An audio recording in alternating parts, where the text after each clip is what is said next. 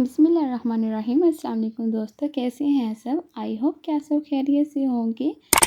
तो मेरे प्यारे प्यारे दोस्तों, आज मैं बहुत ही स्पेशल ब्रेड क्रम्स की रेसिपी आप सबके लिए लेकर आई हूँ, क्योंकि बहुत से ऐसे शहर हैं जहाँ से ये इजीली अवेलेबल नहीं होती, तो उन लोगों को काफ़ी प्रॉब्लम्स होती है। ये ब्रेड क्रम्स आज चिकन निगेट्स हों, कबाब, आलू की टिक्कियाँ हर जगह पर यूज़ कर सकते हैं। आज ये आपको बहुत ही आसानी के साथ बनाना सिखाएंगे। यहाँ पर कुछ अहम टिप्स हैं, आपने फॉलो करनी है। सबसे पहली बात, मीठी ब्रेड यूज़ नहीं करनी।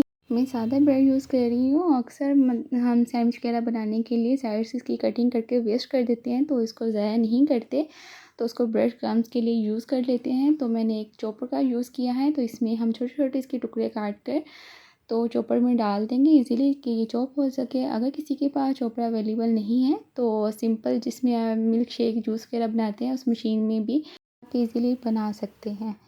आप बहुत ही साफ़ और सस्ती बाज़ार से आप इजीली घर में बना सकते हैं। इससे पहले आपने मेरे चैनल को सब्सक्राइब नहीं किया, प्लीज़ मेरे चैनल को सब्सक्राइब कर दें, ताकि मेरी आने वाली तमाम वीडियो आप तक आसानी तक पहुँच सके। तो मैंने इसमें सारे बच्चे कुछ जितने भी सैंडविच के टुकड़े थे वो मैंने इसमें सब डाल दिए हैं, और अब हम इसको चॉप कर लेंगे। अगर आपने सिर्फ ब्राउन ब्रेड क्रम्स बनाने हैं तो जो सिर्फ इसकी साइड्स होती है ब्राउन कलर की, तो वो उसका अलग आप इसको चॉप कर ले। अगर आपने ज़र्दा कलर की ब्राउन क्रम्स बनाने हैं जो अक्सर ड्रम स्टिक वगैरह पे यूज़ होते हैं, तो वाइट ब्रेड को आपने इसमें थोड़ा सा हाफ़ चम्मच ज़र्दा कलर डाल के आपने इसको चॉप कर लेना है। ज़र्दा कलर नुकसानदेह नहीं है, वो कुछ फ्लावर्स का ही बना हुआ होता है, तो अक्सर खानों में वो यूज़ होता है। तो इसी तरह से हम 3 तरह के ब्रेड क्रम्स भी बना सकते हैं, लेकिन उन सब का टेस्ट सेम होता है। तो इसको हम बहुत सारी जगह पे भी यूज़ करते हैं, और अंडे की टिक्कियाँ, शामी कबाब और चिकन रोल वगैरह कुछ भी आप मतलब कि फ्राई करने वाली चीज़ों पर इसको यूज़ कर सकते हैं। इसको हमने अच्छे से चॉप कर लेना है। चॉप करने के बाद हम आपको इसकी फ़ाइनल लुक दिखाते हैं।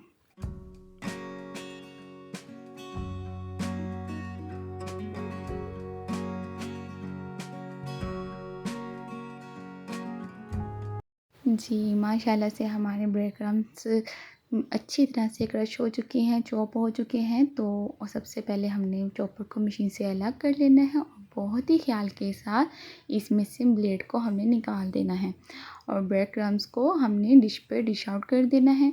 और ये बहुत ही अच्छी तरह से क्रश हो चुकी हैं, चॉप हो चुके हैं, ये बहुत ही बारीक तरह से चॉप हुए हैं। आप इसको यूज़र मशीन में भी चॉप कर सकते हैं।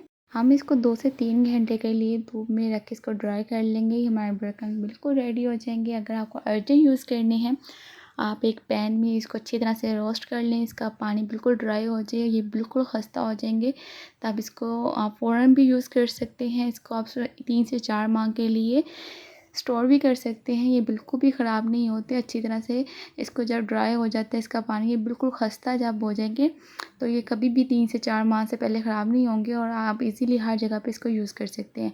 अब मैं इसको 2 से 3 घंटे के लिए धूप में रख दूँगी, ये बिल्कुल अच्छी तरह से ड्राई हो जाएंगे, और फिर मैं आपको इसको दिखाती हूँ फाइनल लुक।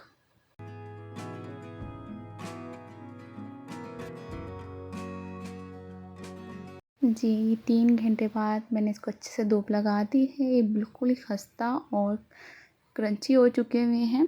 अब हम इसको एयर टाइट में, किसी में, शीशी में, घर में, कंटेनर में आप अच्छे से इसको पहले नीम गर्म पानी से वॉश कर लें। पानी की बिल्कुल भी नमी नहीं होनी चाहिए, बिल्कुल अच्छी तरह इसको ड्राई कर लें। अगर थोड़ी सी भी इसमें नमी होगी तो आपके ये ब्रेड क्रम्स ख़राब हो जाएंगे।